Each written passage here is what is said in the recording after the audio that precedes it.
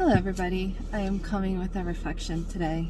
I'm in my car. I'm doing them now before the day starts because I'm not sure if I'm going to get time to do it later. But it's based on the readings for today. It was, the Gospel was Mark 8:11-13, and then, I didn't write it. The Psalm was 119, and then the first reading was the letter of St. James, 1:1-11. And then what I got was, in the gospel, Jesus has been doing miracles all over the place, right? Like ridiculous amounts of miracles. And yet the Pharisees still came to Jesus and they're like, hey, can you give us a sign? And Jesus gets frustrated and he's like, no sign will be given to you in this generation. And then he gets in a boat and he leaves.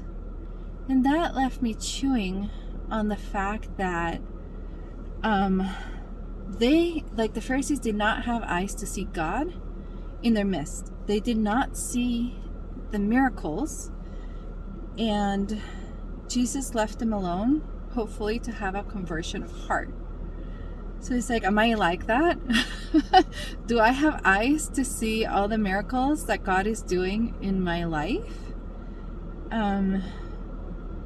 Or do I need a conversion of heart to be able to see it? Because there's ridiculous amounts of miracles happening in my life, but it's not what I want and what I have been asking. So am I being bitter about it and just being like, just give me a sign, instead of seeing what the miracles that he has done?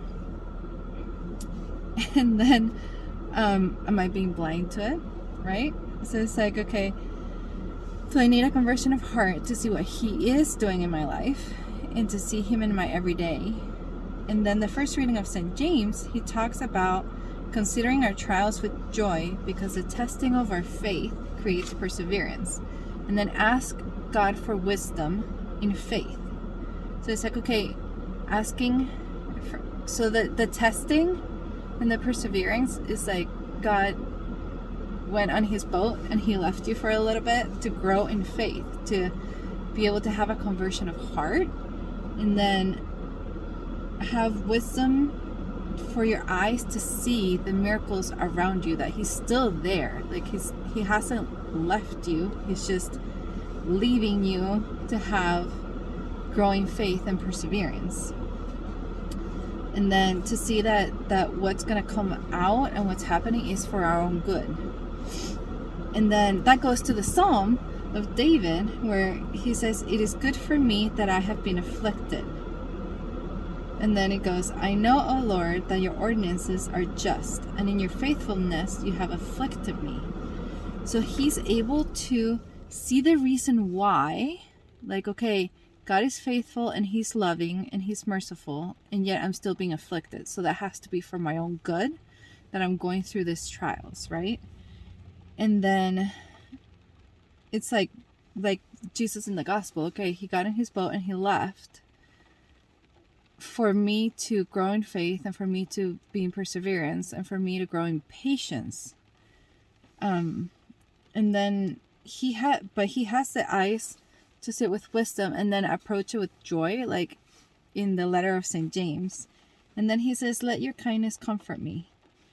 Because he knows God is faithful, and yet, like in the letter of St. James, he's asking God that in his faithfulness and his kindness to comfort him in this moment of trial, so that he can endure the affliction and grow and doesn't get scorched like the flowers in the field, like in the first reading. So I'm jumping back and forth through all the readings because they're all connected. And today it was just like a massive download that I was able to see all the connections. So he's asking to be comforted to endure the affliction and grow and not get scorched like the flower in the field when the sun comes up in the scorching heat. So that's what we have to ask, is give me the wisdom to see the miracles that you're still in my life, even though I feel like you got in a boat and left, and to be comforted during this time, or we will fade away in the midst of our pursuits. So if we fight with reality, and if we're trying to take things into our own hands and self-reliance, the lack of patience, we create our own little idols for ourselves, or we go into trying to escape and trying to numb, which eclipses God in our life. Like, we push him aside with all these distractions and all of these things, either for us trying to take over because God is not answering in the time that we expect him to answer, and we're struggling with the patience and struggling with the perseverance, or we just numb out, and then we definitely don't hear God and the Holy Spirit if we're numbing out. So it's like, be patient with a conversion of heart. So we need to have a conversion of heart to see God's miracles in our midst. I'm repeating it over and over because it's kind of what is going in my life.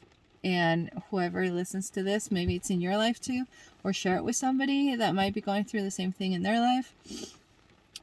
But so he's asking us to have patience with a conversion of heart and see God's miracles in the midst of our suffering. And it'll allow us to face it with peace that surpasses all understanding and joy.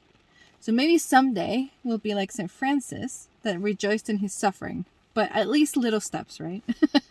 I don't know that I'm rejoicing in like, yeah, I made it to the 2.0 level. But at least have the understanding that is for my own good, and ask for God to give me the kindness of comforting me through them, or while I'm going through them, and have the eyes to see all the little miracles in my life in the meantime. So I thought I'd share it with you guys in case some of you needed to hear it, or share it with somebody that needs to hear it. It was just this massive download of all 3 readings fit perfectly. So have a great day. And thank you for joining me today in my car meditation. And also, we have a Patreon page if you want to support our ministry.